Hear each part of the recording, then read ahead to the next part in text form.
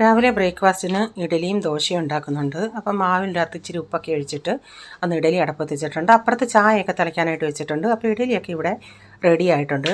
അപ്പോൾ ഞാൻ ചായ കുടിക്കാനുള്ളവർക്കൊക്കെ ചായ ഒന്ന് എടുക്കട്ടെ. അപ്പോൾ ഇഡലിക്ക് ചമ്മന്തി ഉണ്ടാക്കുന്നത് ഇച്ചിരി പൊട്ടുകടലയൊക്കെ അരച്ചിട്ടുള്ള ചമ്മന്തി കേട്ടോ. അപ്പോൾ ഇഡലിയൊക്കെ ആയതൊന്ന് ഇളക്കിയിട്ടിട്ടുണ്ട് തണുത്തതിന് ശേഷം. അപ്പോൾ ഇഡലിത്തട്ടിൽ നിന്ന് ഇഡലി ഇളകിയില്ല എങ്കിൽ ഞാൻ അവിടെ ഒരു ഗ്ലാസ് വെള്ളം എടുത്ത് വെച്ചിട്ടുണ്ട്. അതിൽ സ്പൂൺ ഇട്ടിട്ട് ആ സ്പൂണൊന്ന് വെള്ളത്തിൽ മുക്കിയിട്ട് ഇഡലി ഇളക്കുമ്പം നന്നായിട്ട് അതൊന്ന് ഇളകി വരുവേ.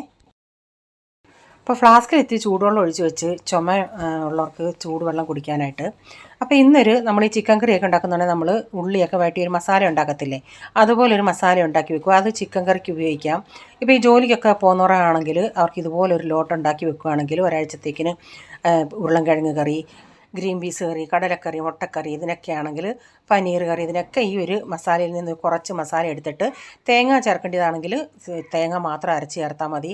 അപ്പോൾ ഇങ്ങനെ ഒരു ലോട്ട് ഉണ്ടാക്കി വെക്കുമ്പോൾ വളരെ ഉപകാരമാണ്. ഇപ്പം ഞാനിതിങ്ങനെ ഉണ്ടാക്കിയിട്ട് ഇതിൽ നിന്ന് ഞാൻ 2-3 കറി ഉണ്ടാക്കുന്നുണ്ട്. അതിനായിട്ട് ഞാൻ ഇഞ്ചി വെളുത്തുള്ളിയൊക്കെ ഒന്ന് ചതച്ചതിന് ശേഷം ഇതിലേക്കൊരു 8-10 സവാള, 2 ടൊമാറ്റോ ഇതെല്ലാം കൂടെ ഒന്നിട്ടിട്ട് നന്നായി ഒന്ന് വഴറ്റിയെടുക്കും. അത് നന്നായി വഴന്ന് വരുന്നുണ്ടെങ്കിൽ പിന്നെ മഞ്ഞൾപ്പൊടി, മുളക് പൊടി, മല്ലിപ്പൊടി, ഗരം മസാല ഇതെല്ലാം ചേർത്തൊന്ന് അതിൻ്റെയൊക്കെ പച്ചമണം പോകുന്നിടം വരെ നമുക്കൊന്ന് മൂപ്പിച്ചെടുക്കണം.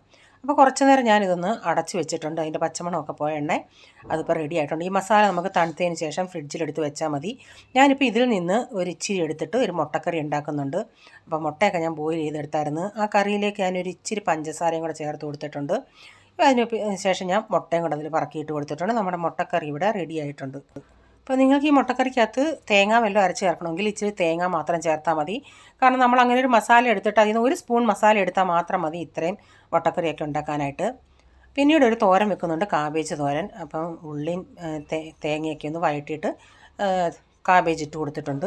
വെള്ളം വലിയുമ്പം ഉപ്പിട്ട് കൊടുക്കാം. ഇടയ്ക്കിടയ്ക്ക് ഇളക്കി കൊടുത്താൽ മതി. അപ്പോൾ വീഡിയോയുടെ ഫുള്ളായിട്ടുള്ള വീഡിയോ കാണണമെന്നുണ്ടെങ്കിൽ ഞാൻ ബിജീസ് കിച്ചൻ വ്ലോഗിൽ ഇട്ടിട്ടുണ്ട്.